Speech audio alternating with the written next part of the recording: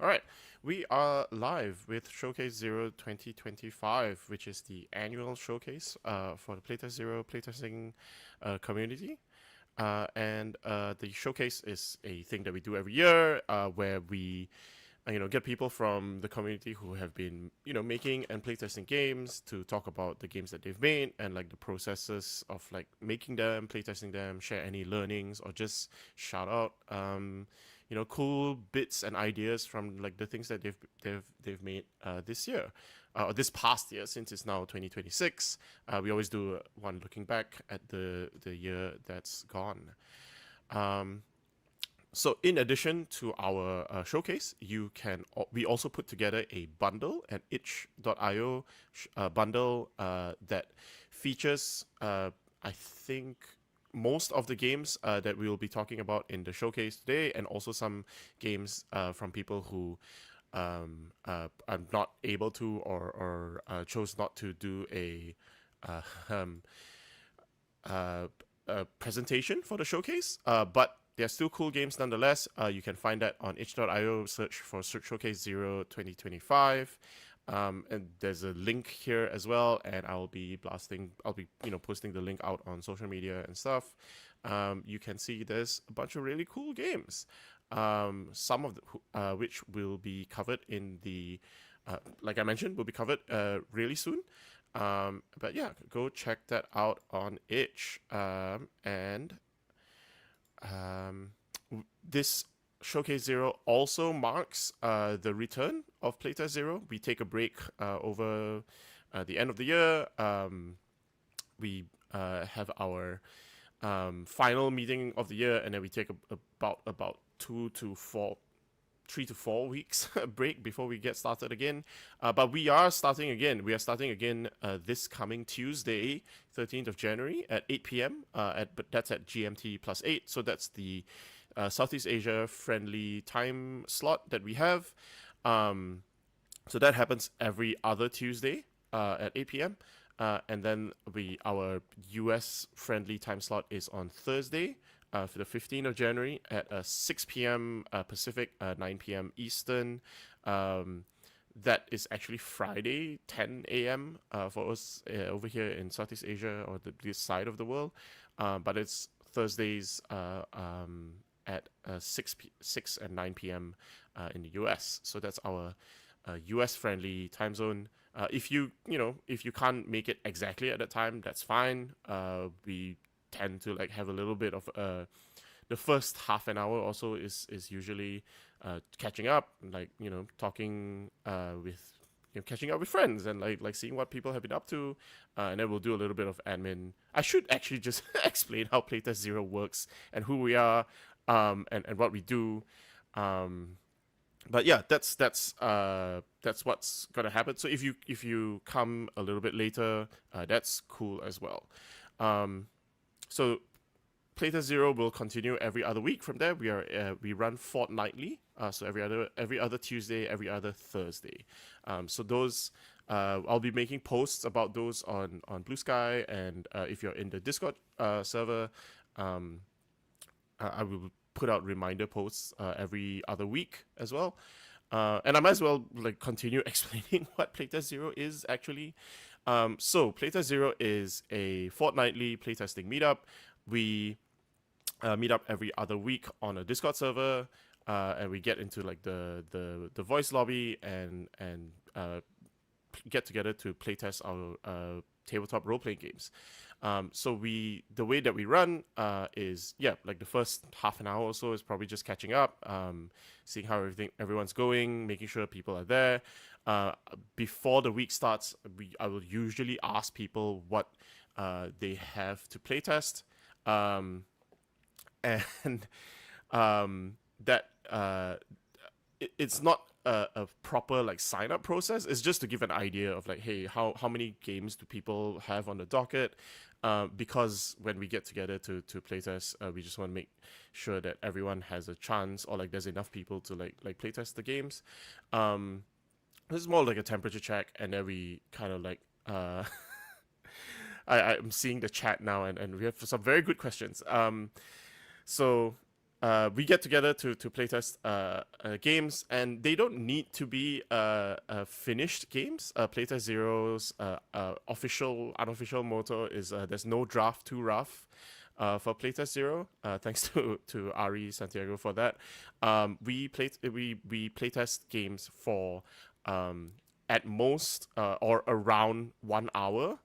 Which is not a lot of time. Like a lot of times, like for tabletop RPGs, like a full session will be between 2 to 4 hours. But for us, Playtest Zero runs by doing short playtests, and the focus is on trying to be consistent and be an event that we run every other consistently every other week, and also gives opportunity and space for like more early stage prototypes, and also if you just want to playtest certain bits, we just want to encourage designers to kind of bring whatever it is. We will playtest it and or read it and discuss it. Sometimes we get together and we have a game that's just, hey, 2 sentences and a vibe. We'll playtest 2 sentences and a vibe. We'll discuss things, and sometimes if people don't have things to playtest, it's also cool to like bring questions or like topics to kind of like discuss if there's something that you're unsure about, if there's something that you want to learn more about and you want to talk with other game designers about it. One of the most fruitful quote unquote playtesting sessions I've had at Playtest Zero was just, hey, I'm having trouble writing prompts for this game that I'm making. I don't have any of the prompts ready, but I just want to like get a temperature and ask people about, hey, what are your favorite styles of prompts? How do you write prompts? So that's also one way that you could do play testing at Playtest Zero.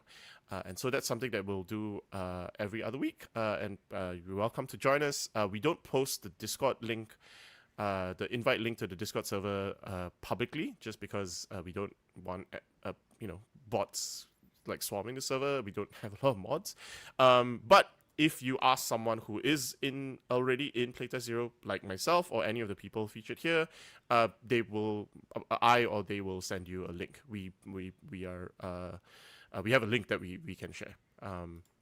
And also, we have a couple of other annual events, one of which is happening right now. Showcase Zero is something that we do every year in January. That's just a celebration and reflection of game world's least secret society. Yes. So Showcase Zero is a celebration and a reflection on games that we've made in the previous year. And then we'll have a play weekend that's in the middle of the year. That's something that we just started last year. So it will be sometime in June or July. And that's just a time for us because we have the Southeast Asia time friendly meetup and the US friendly meetup, and there's often no overlap between those two meetups. So we try to do one where we get the whole weekend to kind of like meet each other and play games together. It's not to say that we don't playtest games, but the focus is more about playing games together. There's also still playtesting, but like, yeah, the focus is to get together to play games. So we'll do that over a weekend, sometime in the middle of the year.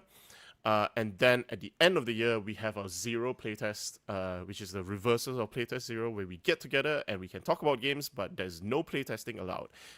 That's just a fun way to kind of phrase our end of year social event / party, and we usually tend to do some kind of like weird Google Sheets thing. We started doing Google Sheets parties a couple of years ago, and we just did another one last year, which was held in a dead mall in a Google Sheet.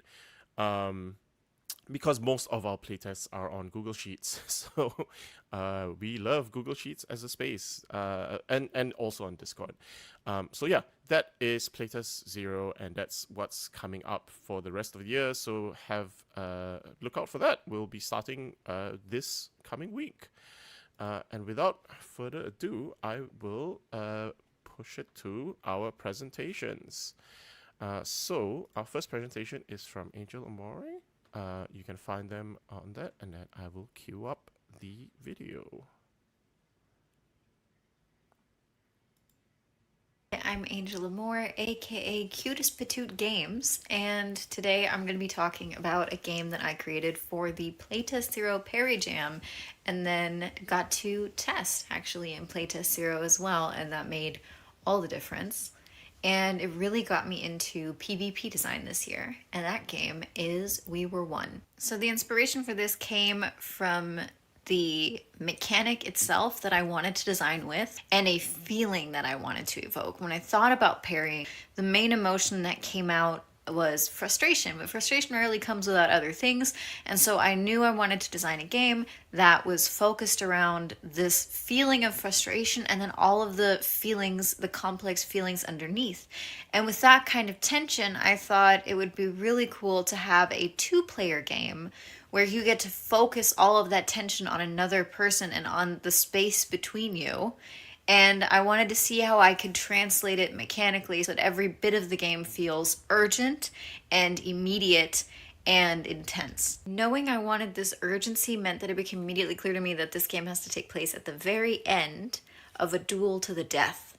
And then the sense of urgency also ended up influencing the base mechanic of the game. So the base mechanic of the game that I wanted was this system that I kept referring to as like very simple, like top trumps. You are basically laying down cards trying to beat each other or trying to parry in order to stay alive or, avoid being injured in this, big sword fight, basically.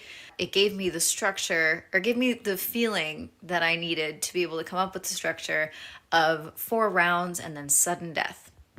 Technically, that card game, that little top trumps thing, was originally just like a stim that I had. But I thought if you make it 2 players, then it ends up being something that you can play extremely quickly. This rapid fire top trump thing where you're laying down cards, the aggressor chooses what card to lay down first. I actually made a cute little playmat. I can't show you because I'm moving and I already packed it up, but trust me, it's really cute.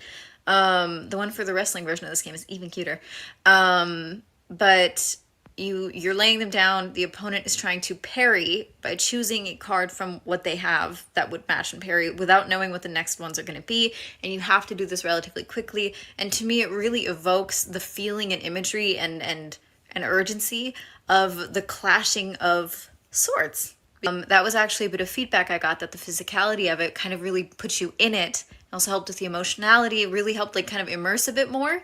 And so I went into the next round of edits for the game specifically trying to focus on that. And I did that with the damage charts. So it mattered what card specifically you were not able to parry in the round. For example, if the card I couldn't parry was a 4 of clubs, then I got a 1 blood droplet worth of damage to my left thigh. So I got like a shallow cut to my left thigh.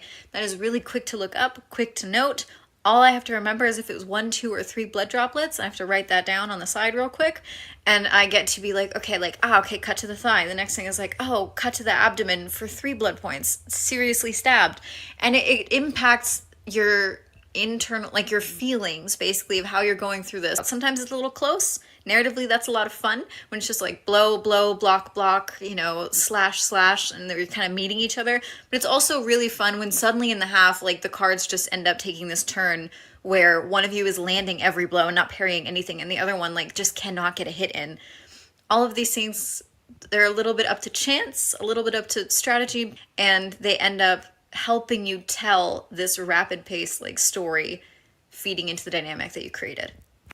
And of course, I did not forget the jokers. They translate to dirty tricks and low blows because I liked having the idea of a more rare but a very playable, very possible mechanic that kind of pulled in the sense of history you're supposed to have with your, co-player. And this intimacy that you've shared as characters like in the past coming out as something you could weaponize. I think that's a little fun. It's a little nasty and I like that. Pretend there's 2 players here and these are their hands. Now they can't see each other's hands, but let's pretend this is the aggressor. The first thing they lay down is this 9 of clubs. So let's see if I have anything that beats that. I do.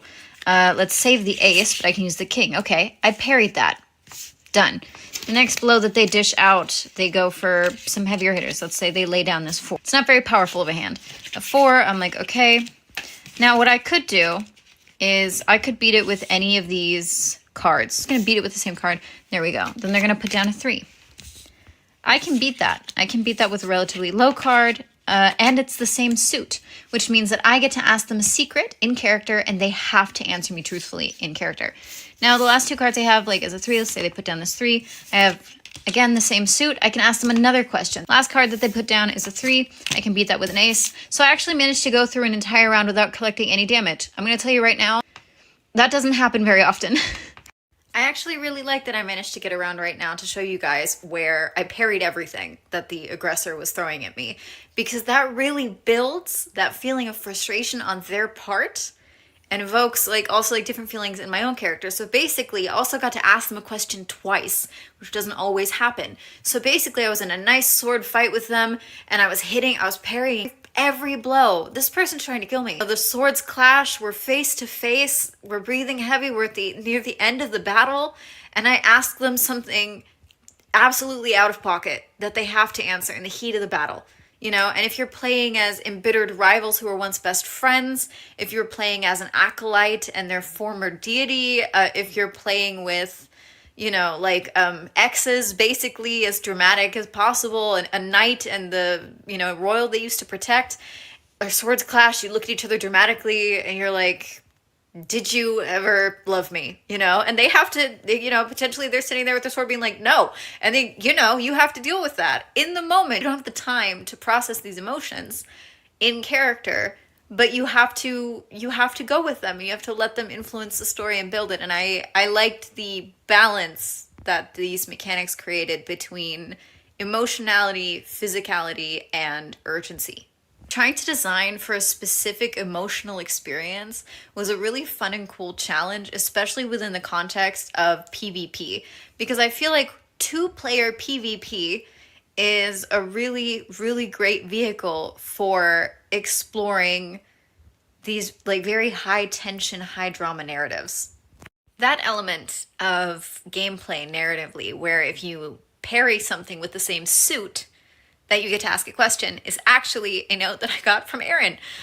So thank you. It's one of my favorite little bits of things that can come up in a fight.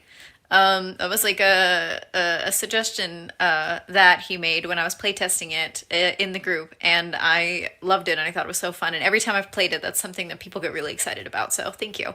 With a game centered around the feeling of urgency and these growing emotions, the last round I knew couldn't be the same as the first. I was thinking about what could take the urgency to the next level, and I thought if you take the element of control away, where now you're pulling your hand 5 cards, the person who's the aggressor is no longer just turn taking, it's the person who is least injured from you tracking how many blood droplets and how many times you've gotten injured. If you are the least injured, you are the aggressor. Now it narratively has weight. Who is the aggressor and who is the opponent? I'm going to be the aggressor. This is my opponent, and we have our covered cards. So I'm going to lay down the first attack. Okay, 9 of spades. Let's see if fate lets them counter. Ooh, okay, a 9 of diamonds. They parry. First blow parried in this death match. Another 9, though. And an ace. They parry me again. They are really coming out pretty strong here, but I have a king. Let's see if fate let them parry now. Nope, it didn't. So that one they're going to take damage on. And then one last time, I'm going to go like this. It's got a 5. A 5, they parried this one. Okay, so 1 blow they haven't parried, and we each have 1 card left. At this point, we're going to take stock. Okay, they only got injured once, so they're going to be like, okay, so the card I dealt damage with was the king of diamonds. You'd look up in the chart exactly what blow that was, and they're staggering. I got a really good hit in, but they did parry my very last stroke. That could have almost been a killing blow. So we'll see. Now, moment of truth. I go for the kill. 5. It's not the most impressive blow, but if it works, it works. And let's see if they could parry it. They did. At the very last second, they beat me. And that means the table's my turn. So, they beat me with an ace. Depending on exactly what relation, what type of card, what relation with cards, etc., there will be different outcomes to the game. This particular one means they beat me, and they beat me with a face card. So at the very last moment, they're near death, but they manage to get that last wind. They're just far enough away from it that maybe I let my guard down, and they were able to get the ace of clubs. So basically you would go to the damage chart, see what damage does this one do, and that is their killing blow to me. And the underdog of the fight, basically, in the end, wins. Now, the game has more narrative details that can come into play that are built in with cards as well, like your last words. There's little questions in between that can pop up. That's all in the end. That's all in the game. You can read up on it. But my main focus of what I want to think about here and what continues to inspire me and excite me about the design of this game and the design of PvP type games specifically, which has also helped me then inspire the hack of this game called For the Belt, where you play as former tag team partners from wrestling who have split. But you didn't see it coming, the one who was left behind. So one of you is the new heel, and the other is trying to figure out what happened to their partner and their partnership while you're at the very end of a career-defining and maybe career-ending match, as the kayfabe between your characters and your real relationship fades, blurs, and shatters between real hits. So that is a new dynamic and a new specific aspect of betrayal that was very exciting to try to explore and try to adapt this mechanic and the system to specifically, to evoke a more specific emotional experience and a slightly different emotional experience. This game's emotional core and goals, as well as the challenge of trying to mesh a clear vision for atmosphere and emotionality and a very specific type of mechanic that I was very set on from the beginning together, and make it work and make them carry each other was an incredible challenge. It was extremely rewarding, and it's also something that I feel made me a more versatile designer, made me a better PvP designer. I actually ended up designing a bunch of PvP games this year, and starting with We Were One is probably why. So thank you very much, Playtest Zero. Thank you for the Perry Jam, and thank you for playtesting my game and helping me become a better designer. I hope that this inspires people to go pick up We Were One and or For the Belt, and also inspires more people to give PvP a chance. I know it's something that not everybody is comfortable with trying to design for, but it is really rewarding when you can explore it and pull it off.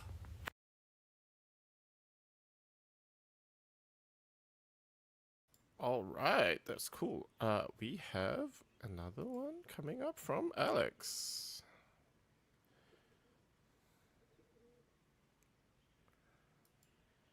Months ago, because I had a roommate problem.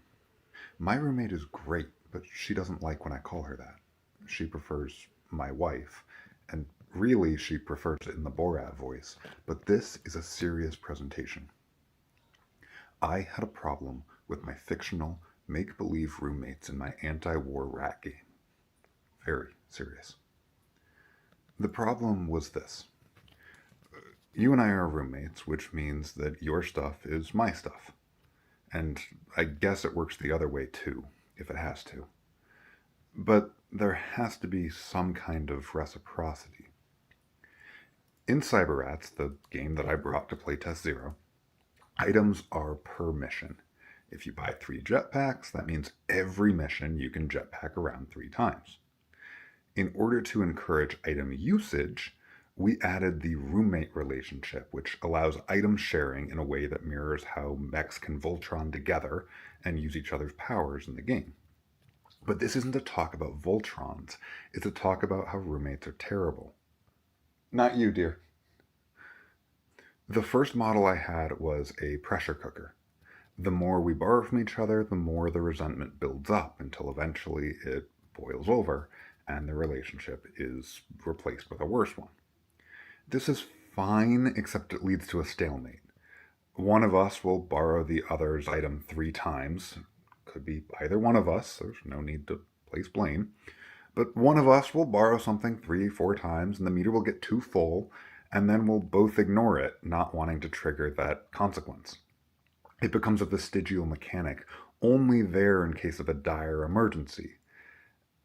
That's fine. It's not what I wanted. I wanted something a little more lively, something with a little more of a give and take. So my next model was this. When you take my item, we swing my way. When I take yours, we swing the other way. Too much in either direction, boom, that's a fight. That's when the relationship gets bad. So instead of just taking an item 3 times, it's I take yours twice. Hey, you'd better take one of mine because I want to borrow more of your stuff. I like this because it actually encourages sharing, which is a goal. Instead of just one roommate just taking all of the other stuff and never adding anything to the community pile, even though it was his idea and he complains if it's ever empty.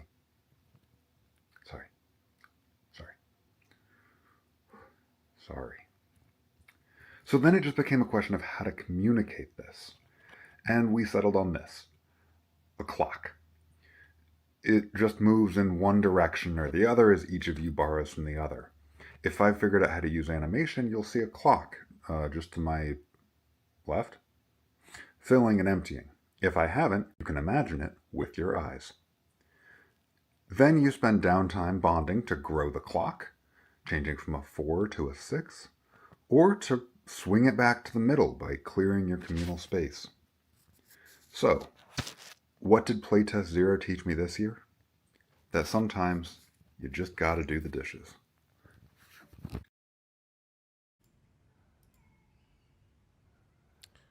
All right, nice. We have one more. A lot of A's this time. We've got Angel, Asa, Alex, and then Asa.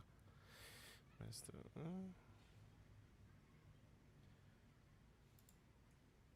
Hey everybody, my name is Asa Donald and I publish games under Backwards Tabletop. And in 2025, I released 4 games. One of those is in beta still, that's Rust Never Sleeps. I published Spine, and I had a full draft of Mousetrap and Violent Delights. These are 2 new games that I'm currently working on. And hope to, I've started to bring one already to Playtest Zero, and that's Violent Delights for some asynchronous playtests of some of the early stages of the game. And then Rust Never Sleeps is something I brought back in January or February of 2025 to talk through some of the rules. So Rust Never Sleeps is the one that I'll focus on. It's a grunge solo RPG about mech pilots. These mech pilots are doomed. They know that they're going to fail. They're fighting a hopeless war against an authoritarian. And the way that the game works, the central premise is you have a deck of cards. It represents your mech's battery pack. And every time you use your mech, you're slowly depleting your battery. When you run out of cards, you've depleted your battery, your mech explodes. You burn out, basically. The way that the game works is, again, that goal is you're trying to complete a mission without running out of cards. It's blackjack inspired, so you're drawing 2 cards at a time. In this instance, it's a very traditional resolution mechanic. You're trying to get over a number or a threshold in order to succeed with your skills or your equipment. But the cool thing about it is, as in blackjack, you have a hit me mechanic. In this case, you punch the big red button on your character sheet. So in the bottom right, you have that big red button. I really wanted people to interact with the character sheet as part of this game, so you can smack it on the character sheet and you'll get an extra card. Your goal is to get as close as 21 as possible without going over, as it sort of is in blackjack as well. If you go over, you bust. You burn through your energy, your battery essentially, and you'll have to discard 3 cards. And you also have a narrative setback that you have to describe. Again, with this character sheet, there's a bunch of things I'm trying to do. You can also upgrade your mech, and as you upgrade your mech, you're meant to color in your the part that you've upgraded on your character sheet. You also light up the bulb with a certain color according to the part that you upgraded it with. And then on the back side of the character sheet, there's like a hole that looks into your mech. and you can see a battery in the different parts, and you connect wires to it. And again, the colors matter. They correspond with the part that you use to upgrade them. So I really wanted to make this character sheet something that that you interact with as part of the game.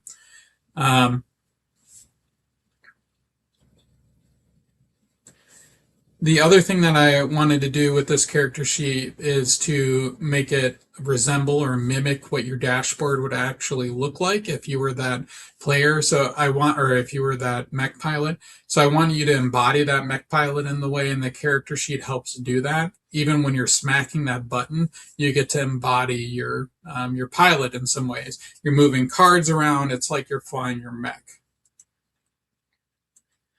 The other thing that I try to do in this game, and maybe packed in a little bit too much of, is incorporate music and think about how you can use music as an oracle, how you can also take a track list of 10 tracks, hit shuffle, and use that as something that corresponds with an item on a table. So thinking about how music can inspire and help you invent as an oracle, but also how it can help set the vibe. So this is a grunge solo RPG. There's lots of disillusionment and rebellion in those in the themes of those songs. So I'm really interested in using those songs in a way that they might also be used in, for example, Ribbon Drive by Avery Alder too. So trying different things with music here. So I brought Rust Never Sleeps to Playtest Zero in January or February of 2025, but it's a solo game. So instead of playtesting it, I actually brought it to talk through some things. And I walked through the basic rules, and it was really helpful to see what questions were coming up for people as I was walking them through those rules. It helped me clarify some points of confusion, and also just think through some of the things at outside of the game text, even like how would I explain this to somebody else, or theoretically what am I trying to do in the abstract here. So a good example is I was describing how skills and equipment were different in Rust Never Sleeps than in traditional games, and it was a little bit difficult for me, but we had a great conversation where usually a situation prompts the use of a specific skill. In these traditional-esque games, you have agency to choose if you want to attempt that skill or not, right?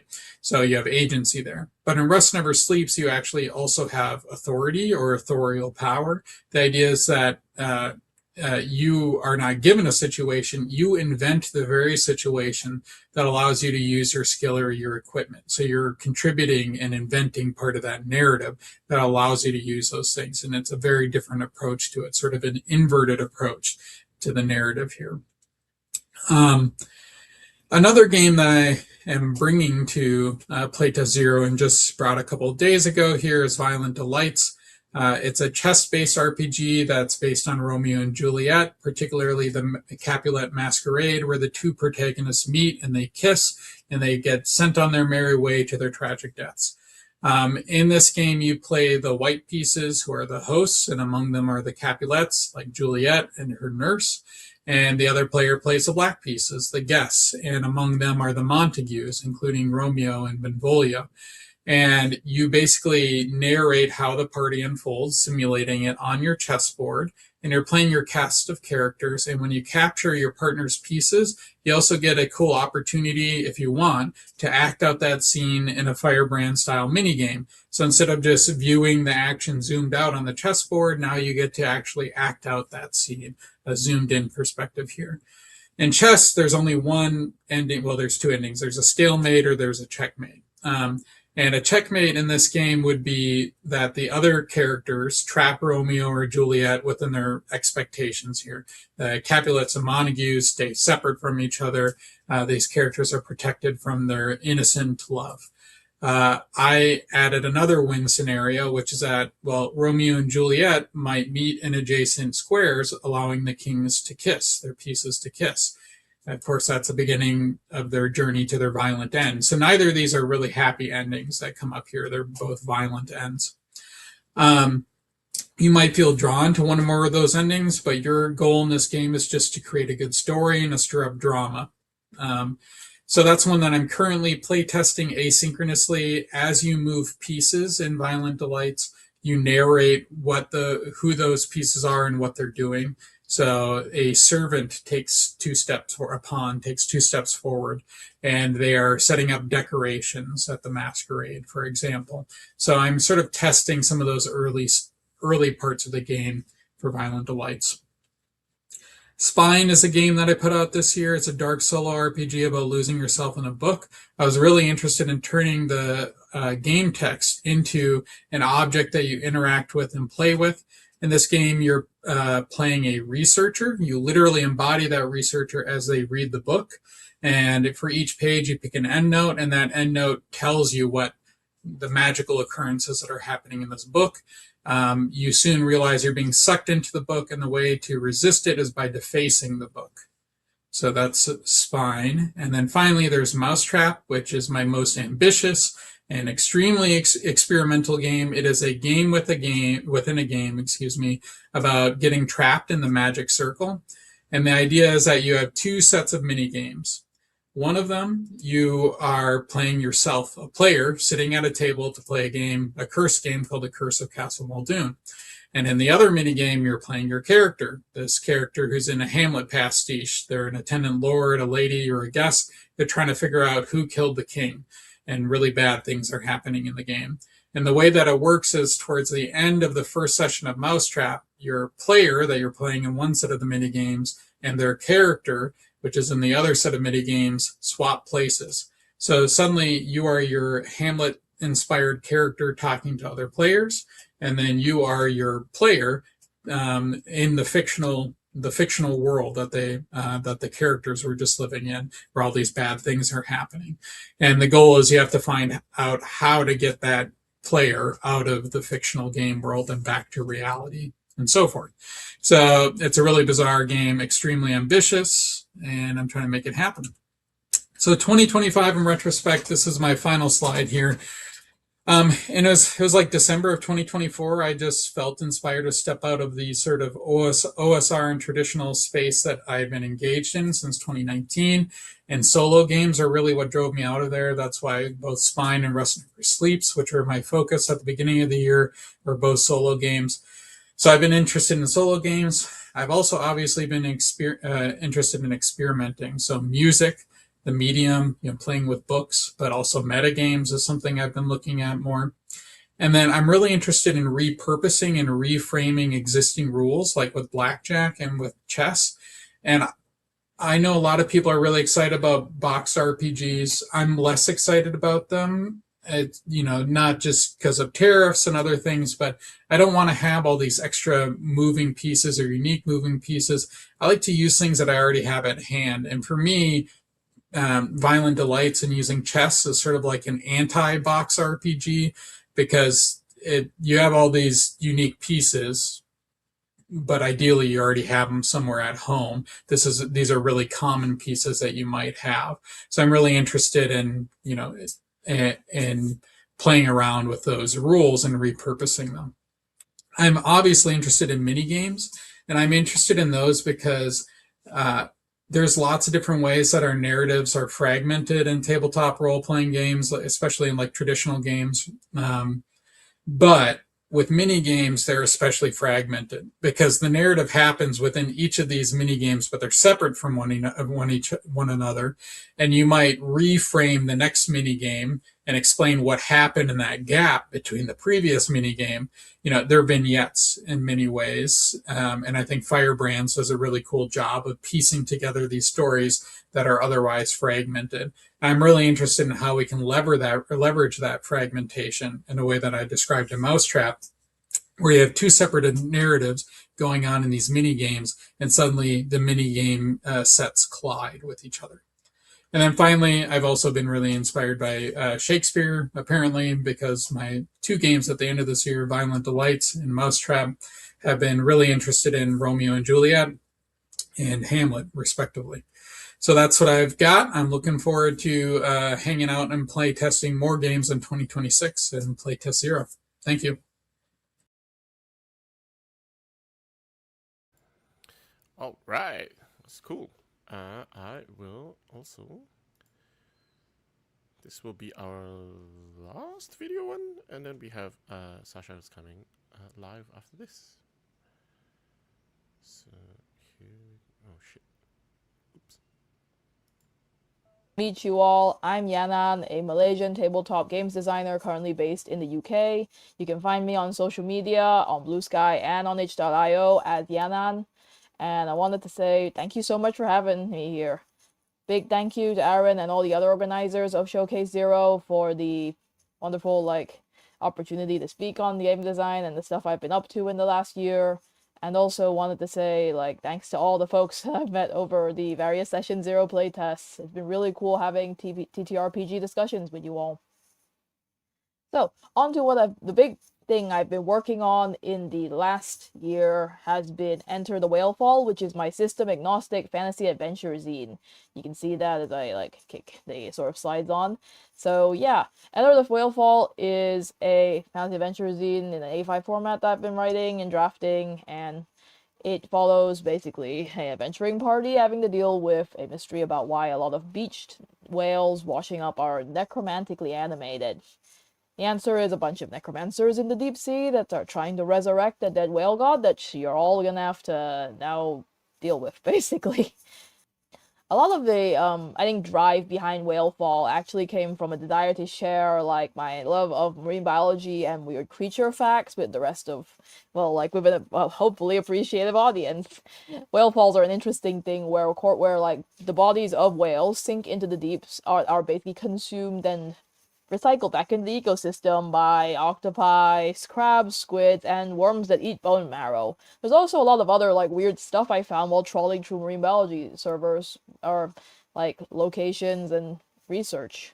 Whether it was the 50-meter long giant colony organism jellyfish thing called the siphonophore, the fact that multiple things in the depths use light not just to find food like anglerfish, but also just to draw in predators so they can escape.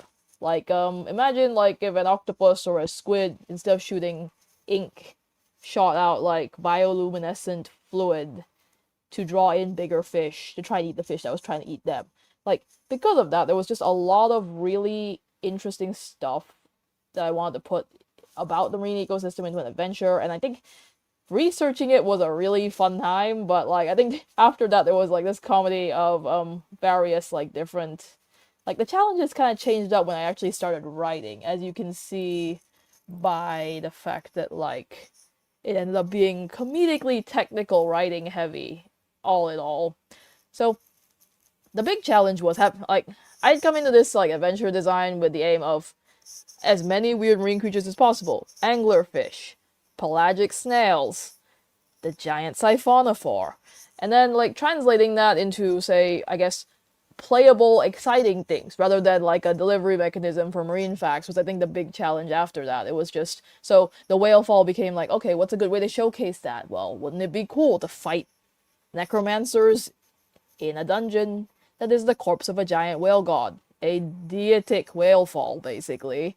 And then modeling things like the bioluminescence translated into, say, the nature of, I think, the way using light and how much light to use and how that affects, I guess, the depth crawl, the deep ocean depth crawl that's being used to to basically simulate how your characters will descend into the depths. If you use too much light, you draw more attention from creatures like large aggressive marine creatures who might want to see you as food, who might be beckoned towards you because they think, oh, this is a interesting entity. You draw interest. But on the other hand, if you don't use enough light and your party doesn't have the ability to see in the dark, well, you're all gonna stumble. You're not gonna see anything until you stumble upon it. So, the fun challenges there as well, along with variations in weather. The Bay region hex crawl that's included in adventure sort of changes up. It gets more and more dangerous and magical as the necromantic ritual to revive the god comes into fruition. So you can see things like light changes how you go. There's different paths for you to go into the depths. I think one of the things I was quite pleased with was one of the routes is the Spine of the Whale God route, where you follow, I think, the remnants of that deity left behind before it rests in the Leviathan's graveyard. And it's a route that high risk, high reward in a weird way. You're fighting necromancy. The route boosts ambient magic, and then you get things and so if you're a high magic party, good for you. Problem is, you're fighting necromancers, so they're also going to be a bit buffed as well. So it's a fun sort of like, I think thinking of different ways to make things like more interactive and playable was one of the interesting like challenges from the brief, because rather than like a pure scenario, I had to derive the scenario from miscellaneous ocean facts that I was really happy to want to share with people, and I think which I hope will resonate with people. So I think that's why I bring up a lot of it ends up being more of a technical writing related challenge, because you're thinking of like what aspects are playable, and it's something I learned a lot from watching like various playtests in the Session Zero server, because you'll see like challenges like delivering information on a more atypical setting, how to get the key mystery and points set up in an economical, succinct way, whether it's like how people tend to interact with like aspects of games or mechanics as they work things out. And I think as I kept learning as well from like my experiences GMing one-shots and campaigns, where it was just, okay, so, and also just asking people, like, what do they want out of adventure? When I was asking in the server, like, just, and you hear, like, folks saying things like adventures as a guide, like, as a guideline, or folks might want more interested in the pick up and play aspect. So thinking about that really translated to, like, the shifting from the idea phase into the technical writing phase, which was more, okay, so yeah, how do I make it easy for GMs to reference things? So there'll be points where there'll be little side boxes going like, okay, by this point in the mystery, your player should have X, Y, and Z pieces of information. Here's the easy bits to reference. Because I did see some like comments that sometimes adventure documents will, to preserve the mystery, preserve it even from the GM who's reading through it. So easy way to like, so I wanted to make it easier to like reference. So there'll be charts saying like, here are the routes as a GM, you know, here are the various things you need to know to run this thing properly, or however you so wish it. Actually, to be fair, it's a flexi module. And then with players, it was just like having lots of choices. You know, where do you want to explore in the bay? Do you want to go more like magic, like a more technical route to get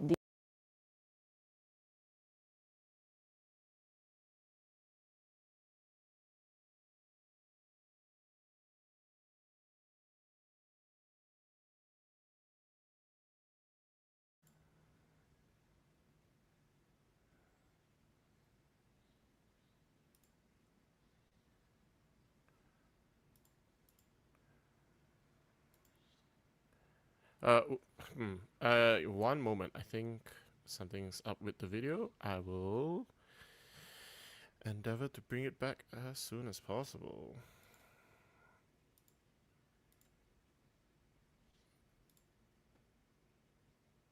Give me 1 second. I think I just have to restart the video. I think something.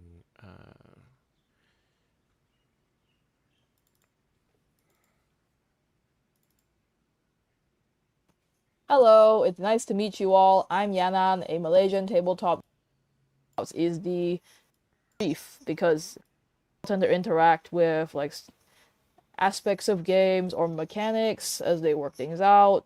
And I think as I kept learning as well from like my experiences GMing one-shots and campaigns, where it was play aspect. So thinking about that really translated to like the shifting from the idea phase into the technical writing phase, which was more, okay, so yeah, how do I make it easy for GMs to reference things? So there'll be points where there'll be little side boxes going like, okay, by this point in the mystery, your player should have X, Y, and Z pieces of information. Here's the easy bits to reference. Because I did see some like comments that sometimes adventure documents will, to preserve the mystery, preserve it even from the GM who's reading through it. So easy way to like, so I wanted to make it easier to like reference. So there'll be charts saying like, here are the routes as a GM, you know, here are the various things you need to know to run this thing properly, or however you so wish it. Actually, to be fair, it's a flexi module.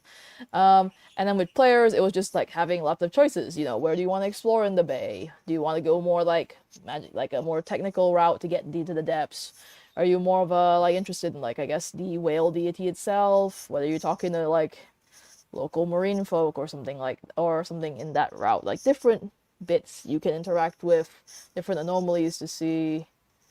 And yeah, so hopefully like with that, it was just an interesting challenge as someone who's more, I think, written more games, and I think started with like more shorter adventures to go into like a big built out adventure alongside like, I think, simulating the ocean environment, which I feel very strongly about, you know, with variances in depth, with different like, I think depth was a big one. Even in the hex crawl, there's like, you know, different like levels of like how deep you can go, what encounters you get will change up as well. So yeah, I'm pretty excited to like share this with the world. You can find the adventure in the bundle. So yeah, along with a lot of really exciting and cool stuff. So really excited for it. Did want to say thank you again, and hope this was interesting to people, and also hope this might encourage some people to Google some weird marine life. I personally recommend like siphonophores, but honestly, the pelagic snails might be a good one to check out, along with. Honestly, please just Google like ammonites. They're cute. Some of them have shells that look like a paperclip shape. Cool. Thank you so much. All right. Sorry for the technical hiccup on my end. But yeah, we'll move on to Sasha next, who will be presenting live in a sec. Hello.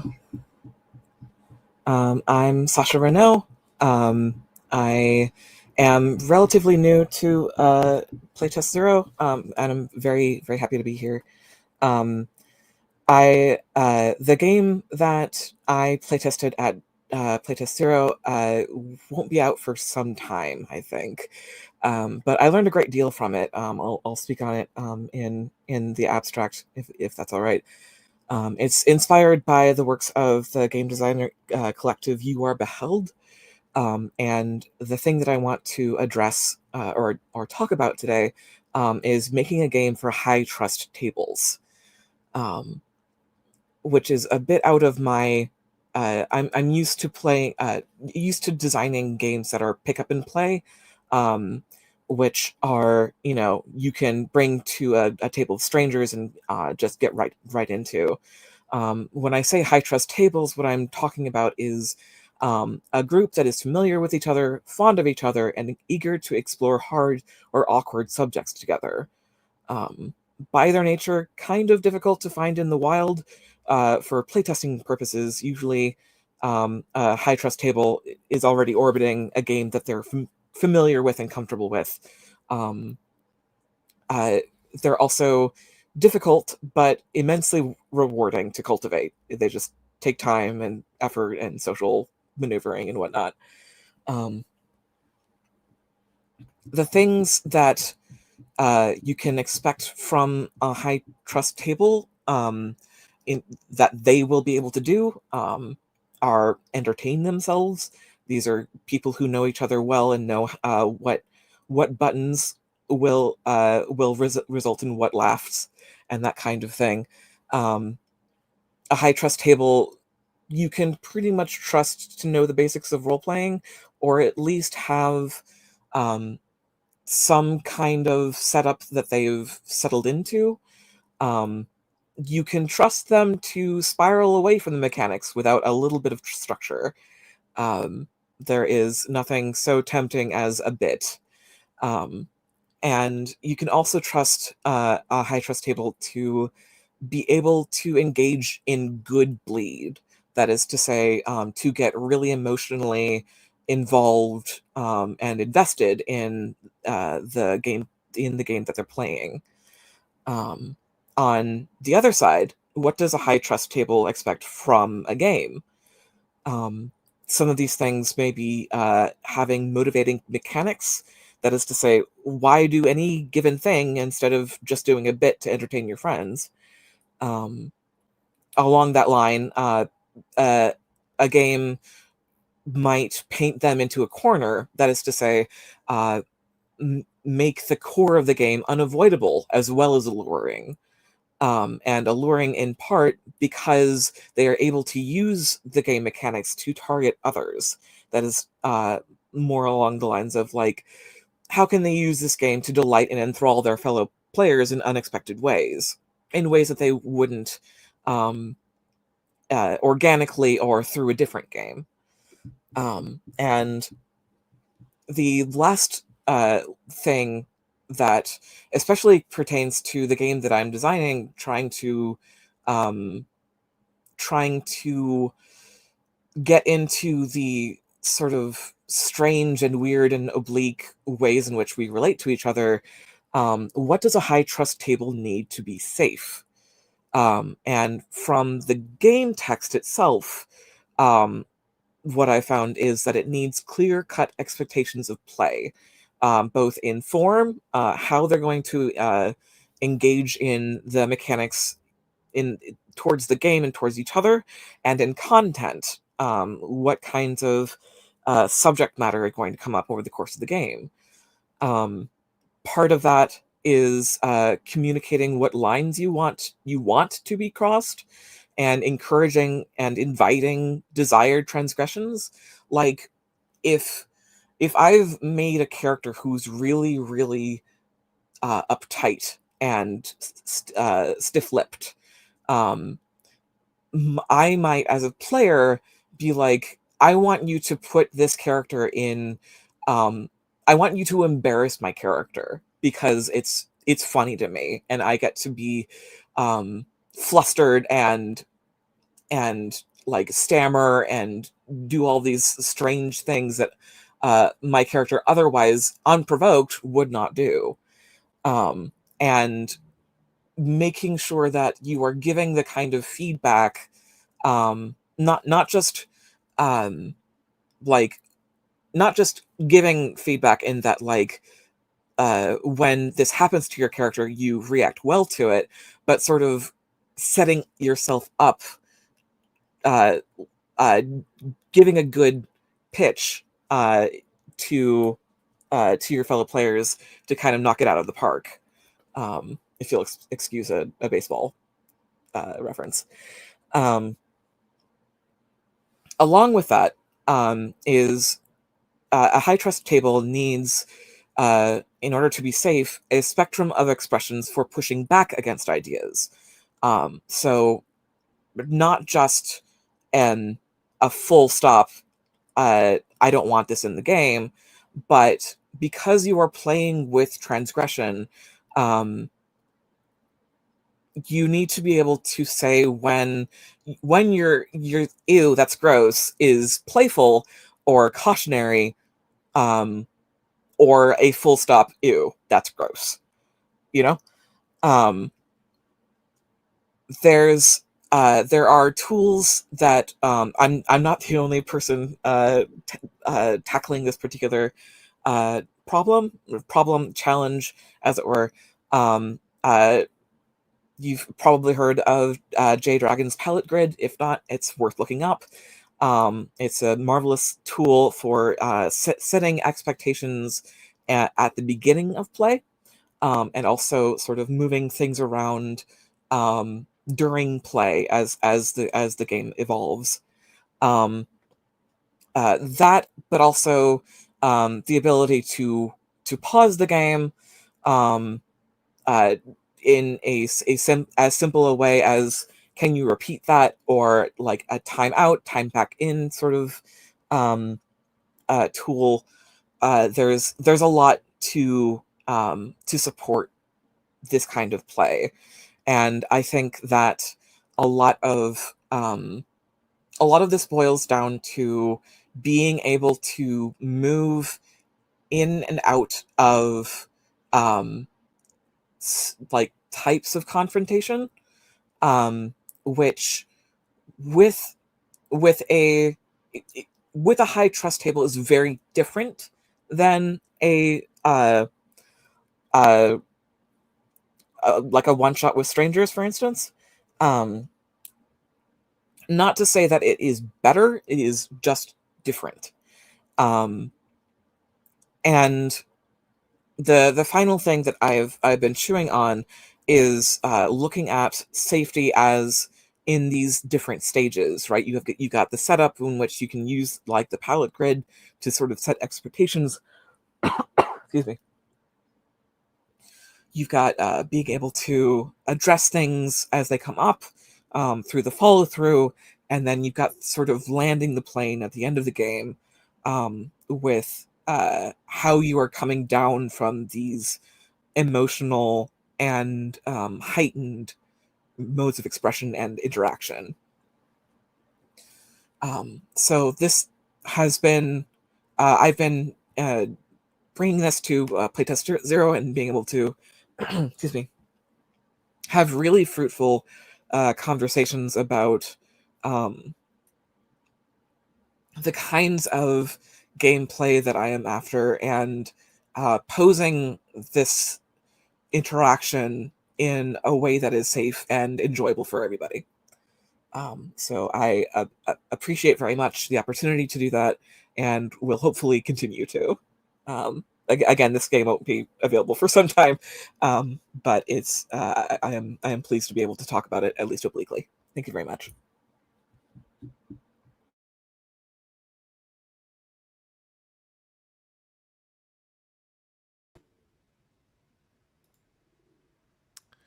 All right.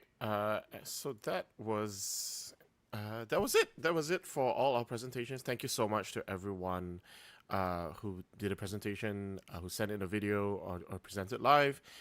Thanks, Angel, Alex, Asa, Yanahn, and Sasha. Thank you so much. And also, please check out the Showcase Zero bundle that's live on itch, and will continue to be live on itch for the rest of the month, of January. So you can go check that out on itch.io.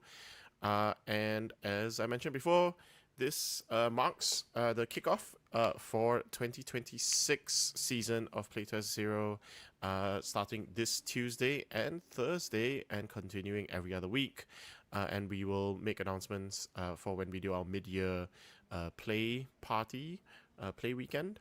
And also, you'll know when it comes to the end of the year. And also if there's any other things that happen in addition to our regular fortnightly playtests every other week.